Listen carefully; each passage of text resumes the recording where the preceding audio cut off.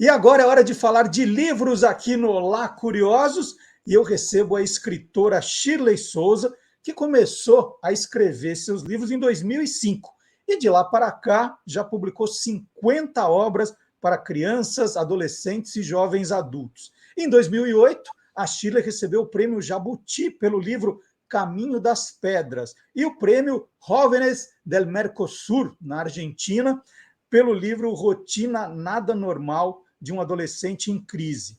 A Shirley produz obras de diferentes estilos, como literatura fantástica, contos, novelas e romances de natureza realista.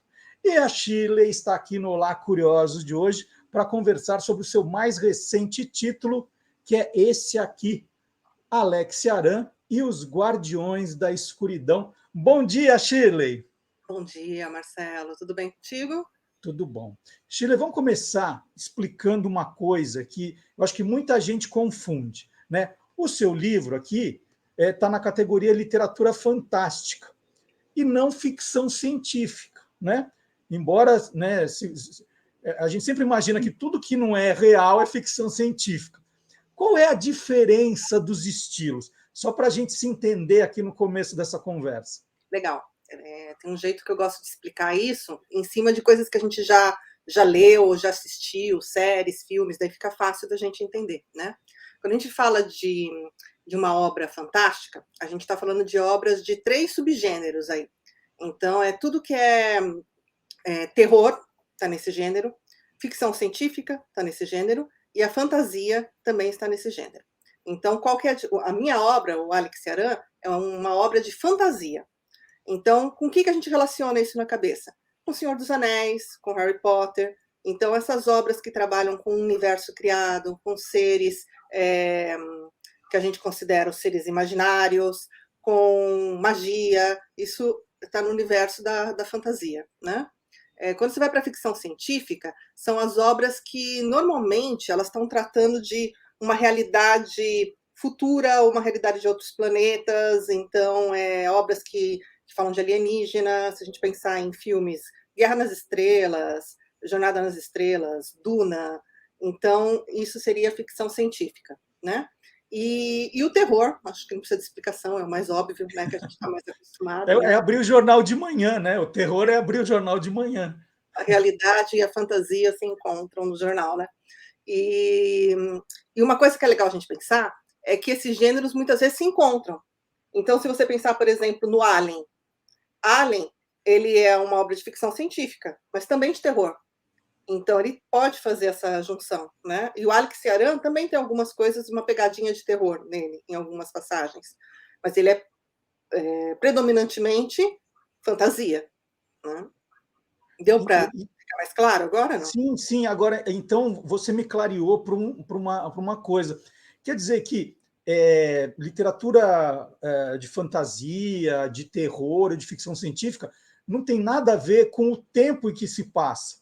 Né? Não é porque se passa no ano 3000 que Não. é ficção científica. Pode ser o que está acontecendo agora, e é um livro de ficção científica. Pois é. A gente tem uma série que é nova, mas é parte de uma coleção de livros dos anos 90, que é A Roda do Tempo, que vai passando, estreou, acho que, não lembro se foi final do ano passado, início desse ano. E A Roda do Tempo, ela é uma obra de fantasia, mas ela se passa num suposto futuro. Então, realmente não tem nada a ver com a linha temporal em que a gente está, né? O Alexia Aran, por exemplo, se passa no nosso presente. Então vamos falar do livro agora. Vou mostrar de novo aqui. Lindo. Alexia Aran e os Guardiões da Escuridão. Faz assim uma sinopse do livro. Quem é o Alec e quem são os Guardiões da Escuridão? Eu acho que a primeira coisa que para pensar num livro, que é a base dele, que foi a pergunta que eu me fiz assim, quando eu comecei a pensar nessa obra. E se tudo aquilo que a gente diz que é imaginado, e se todos aqueles seres que já apareceram em diversas culturas no mundo inteiro, e que muitas vezes a gente até encontra semelhanças entre um ser, entre uma cultura de um canto do mundo e outro, e se tudo isso não fosse imaginação? E se tudo isso existisse de verdade? Como que seria isso? E se, na verdade, tudo aquilo que a gente chama de imaginação fosse apenas um vislumbre que os seres humanos tiveram dessa realidade muito maior, e que a gente nós, humanos, fosse apenas uma partezinha dessa grande realidade. Então, a premissa do livro é essa. Ela parte da existência de todos esses seres e que eles vivem num mundo que é muito mais antigo que o nosso. E eles chamam de mundo antigo, né? E esse mundo antigo já passou por diferentes organizações ao longo do tempo, diferentes formas de se organizarem e viverem, assim como nós humanos, né? E hoje eles estão organizados em duas grandes frentes. Os seres da luz, que são os Anuar, e os seres da escuridão, que são os Ciarán.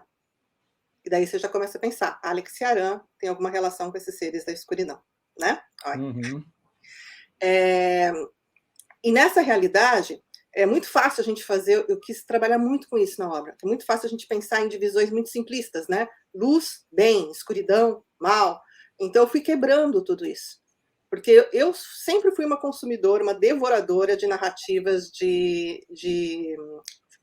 não só de fantasia, de todo o gênero fantástico, eu sempre consumi muito.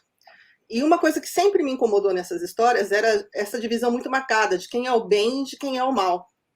E quando a gente vai pensar na nossa realidade, essa divisão não é muito fácil, né? A gente colocar essa etiquetinha. E quando a gente coloca essa etiquetinha, normalmente a gente quebra a cara. Porque quem a gente apostava que era bom, no momento seguinte se revela como não tão bom assim. Então, esse bem absoluto e esse mal absoluto. E eu queria discutir isso nesse ambiente fantástico. Então, o que acontece? O Alex era um adolescente, ele tem 15 anos, e ele foi criado aqui, entre a gente, como um humano comum, e a partir de um sonho, ele começa a ter vislumbres dessa realidade maior que eu descrevi, desse mundo antigo.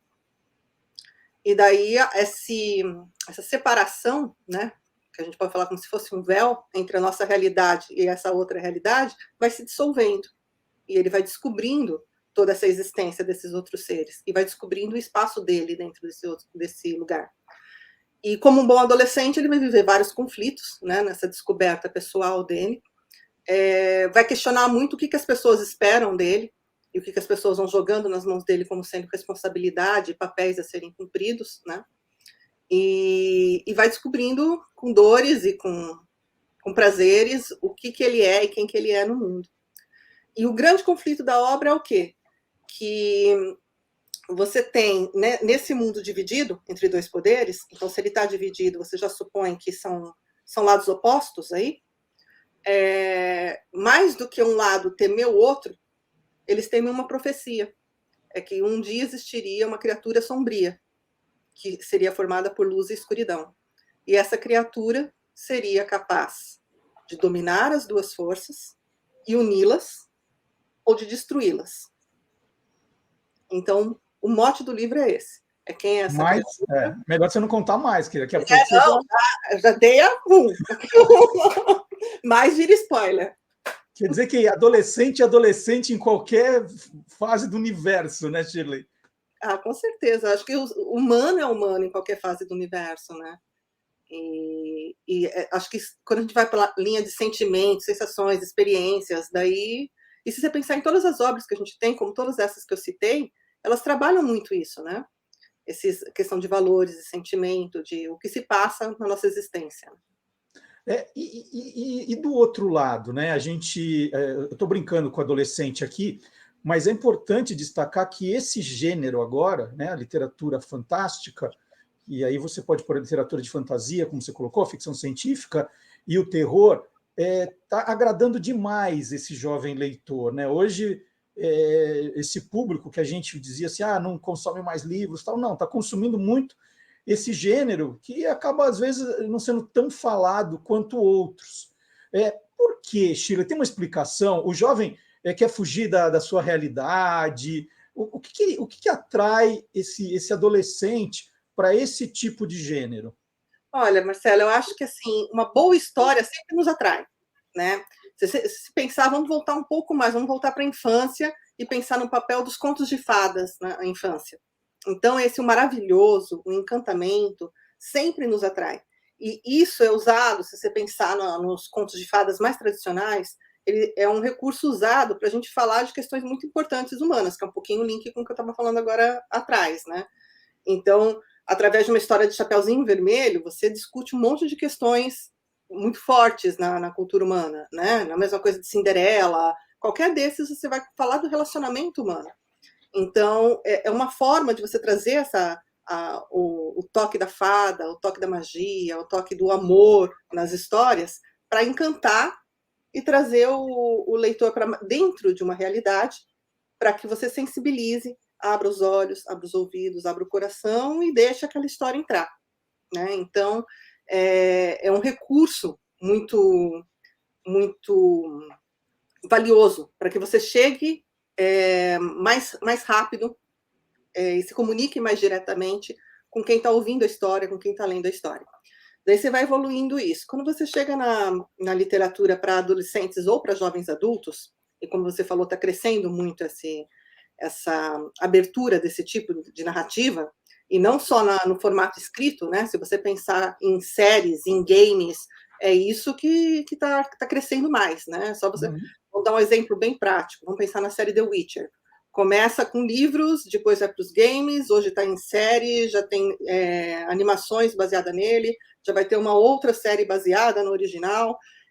Então, você vai tendo uma expansão muito grande desse universo. Não considero isso uma fuga, por tudo isso que eu já falei.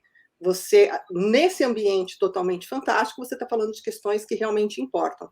Muitas vezes, na nossa realidade, a gente acaba sendo envolvido por questões muito cotidianas, muito mesquinhas, e não pensa nessas grandes questões e que essas grandes obras trazem, né? Então, você vai falar de grandes valores, você vai falar do amor como uma coisa muito valiosa, você vai falar da coragem como uma coisa muito valiosa, a força da amizade como sendo muito importante. Eu falo isso me arrepiando, assim, porque é resgatar no humano aquilo que realmente importa. Então, não é você fugir da realidade, ao contrário, é você falar assim, ó, acorda, né? A realidade não é só o teu tic-tic-tac ali do dia a dia, né? Tem muito mais, enquanto ser humano tem muito mais para viver aqui, né? Então, eu penso que mais do que fugir da realidade, jovens, adultos e adolescentes é como se ouvissem um chamado aí, sabe? Vamos acordar, vamos ver essas grandes histórias e ver o que de valoroso tem nelas, né? Shirley, você, para exemplificar, né, as subdivisões do gênero, você citou algumas obras. Essas são as suas referências, ou quais são as suas referências dentro desse universo da literatura fantástica? São algumas das minhas referências, como eu falei no início, eu sou uma devoradora de narrativa em tudo que é formato, né? Então, sou gamer, sou maratonista de série, de passar o fim... Se falar assim, você vai passar o fim de semana todo com chuva em casa, ótimo, vai ser ligado, conectado em tudo que é serviço de streaming, maratonando tudo que está atrasado. E também uma devoradora de livros, claro. Então, esses que eu citei são algumas das minhas referências. Se eu pensar lá no início, né, minha primeira conexão com o universo da fantasia foi com Michael Ende, que é um escritor que acho que o pessoal conhece mais pelo que virou, né? Então, História Sem Fim, que virou o filme clássico lá dos anos 80. Então, ali criança, vi o primeiro filme para depois conhecer o livro, e isso me abriu uma porta legal aqui na mente de possibilidades. Hoje em dia, saiu o livro, eu vou atrás do Neil Gaiman, que é meu ídolo máximo. Então, até cada vez que eu estou em escola falando de livros, eu falo que o meu sonho de topo de carreira é escrever um livro com o Neil Gaiman. Neil Gaiman, vê esse vídeo! Então, é alguém que é uma referência muito grande para mim, assim, de capacidade de criações de mundos e de personagens muito interessantes. Mais do que só criar mundos, você se envolver com o personagem a ponto de que cada personagem pode originar uma outra história, né? Então, isso é algo que eu me dedico muito também, espelhada no que ele faz, e que até em Alec eu acho que eu consegui bastante isso, porque a gente está fazendo umas narrativas interativas, derivadas do livro, que são baseadas nos personagens, e dá para ver que rende, né? Que cada personagem rende. Então, são algumas das minhas referências, Marcelo. Shirley, eu sou um devorador, né? Literatura fantástica, eu vou contar para você que tem um pouco de dificuldade, vou te explicar. Mas eu sou um devorador de romances policiais, suspense. E às vezes, né, fico ali lendo um livro, aí chega um momento e falo assim: isso aqui é impossível ter acontecido, né? Que eu fico muito querendo que tudo seja muito bem explicado, né? Que tudo tenha lógica. E quando a gente cai na literatura fantástica, você não pode ficar pensando em lógica, né? Isso nunca vai acontecer, né? Você terminar um livro e falar assim, ah, isso não existe, não é? Então, aí é que tá. No Alex Ciarán, o Alec é o descrente. Ele é o protagonista e ele é o descrente. Isso é curioso você falar. Porque ele nunca foi chegado a nada disso. Ele não é um cara que gostava de games, não é um cara chegado em série. Ele é uma pessoa totalmente pé no chão, realista ao extremo. Então, quando a coisa começa a desabar ao redor dele, e fala assim, olha, tem algo muito além do que você entende, tudo ele questiona. Tudo ele questiona até ele ver que não adianta mais questionar. Isso foi um recurso que eu usei por conta dessa sua fala mesmo, de que eu vi algumas resistências desse tipo ao meu redor e falei assim, olha, então vamos fazer um protagonista que também tem essa postura e ver como ele se comporta. E o resultado é interessante, porque ele vai te envolvendo, ele vai quebrando as descrenças conforme vai quebrando a descrença dele, né? Então acaba gerando um paralelo. Mas é bem esse retrato que você falou. Tem um momento que ou você acredita, mergulha e vai em frente, ou não vai fazer sentido aquilo, né? Para mim, sempre foi muito fácil acreditar, ao contrário de você. O que eu não gosto é de furo narrativo. Isso que você está falando, do tipo, escrever, chegar num ponto e virou, esse plot twist tem que ser bem construído, né? Aquelas viradas têm que ser bem construídas para convencer. Você fala, uau, fez todo sentido, mas eu não esperava. Agora, um furo narrativo, em qualquer tipo de literatura, em qualquer tipo de narrativa, é ruim. Então, mesmo num universo totalmente fantástico, as coisas têm que fazer sentido, né? Então, a gente tem ótimos exemplos. Ficção científica é um belo exemplo. Você vai vendo a narrativa construída e você fala assim, nossa, tudo isso é um futuro possível, é uma realidade para onde a gente pode estar indo, né? Mas, de repente, pode ter um elemento ali que é super no cotidiano humano e que faz você deixar de acreditar em tudo aquilo, né? Mas, claro, se você vai para, eu diria assim, ficção científica é mais fácil da gente acreditar e embarcar, porque é um futuro possível nosso. Terror e fantasia, às vezes, muitas vezes estão ali lado a lado, de que exige de quem está consumindo a narrativa essa disposição de, ok, vamos ver onde isso vai dar. Né? E na hora de criar, você está criando com o seu sonho, você está ali, você deita para dormir e fala assim, opa, tá vindo histórias, ou é de manhã mesmo, quando você vai para frente do computador, fala assim, bom, agora eu vou trabalhar. Como é que é a sua criação, Shirley? Tem de tudo um pouco. No caso do Alec, o primeiro capítulo veio em sonho. Então ele veio completo, completo. Eu acordei com aquilo tão forte assim. Fui escrever e fiquei, o que é isso? Né? Não é. Normalmente quando vem em sonho assim, eu fico, não é um conto, não é uma crônica, o que é isso? Então eu escrevo e guardo. Não deixo passar. Ainda mais quando é forte, como é o primeiro capítulo do Alec. Deixo lá guardadinho e espero vir a inspiração do para onde isso vai. Às vezes demora anos, Marcelo. Vem o primeiro, fica lá na gaveta. O Alec não saía da minha cabeça. Ficava aquilo atormentando e daí eu comecei a repetir o mesmo sonho. Eu falei, não, tem que dar um jeito de continuar esse negócio, que eu não vou conseguir criar mais nada. Ele está entupindo aqui os canais de criação, né? E comecei a me perguntar, então, quem que era essa personagem, né? Qual que seria a narrativa dela. E confesso que ao longo do livro todo, eu tive muitos momentos de sonho para resolver nós. Né? Então, esse livro em especial, o sonho me ajudou muito, assim, de situações que eu realmente não sabia para onde eu iria, e vinha o sonho e resolvia a situação. Eu falava, nossa, genial, eu não ia chegar nisso nunca acordado. Então, esse meu dormir é bem ativo. Então, minhas histórias de terror, que eu escrevo terror também. Na Panda também tem livros publicados de terror. Então, minhas histórias de terror, via de regra, são pesadelos. Então, pesadelo vira conto de terror. E é muito legal isso, porque às vezes eu encontro com o leitor, e eles falam, nossa, depois que eu li seu conto, eu comecei a sonhar com aquilo. Eu falei, olha, nasceu no sonho e voltou para o sonho, né? Não tem uma comunicação direta com o subconsciente. Né? Mas sonho me ajuda muito. E outra coisa que me ajuda muito, música. Eu faço trilha sonora para cada livro. Que legal. Então, cada cena tem sua música tema. Então, isso me ajuda a escrever, me ajuda a trazer a emoção daquela cena. Escuto aquela música milhares de vezes para construir, né? E videogame. Então, na hora que entope todo o canal de criação, vou para o videogame, uma horinha de game, desentope tudo. Perfeito.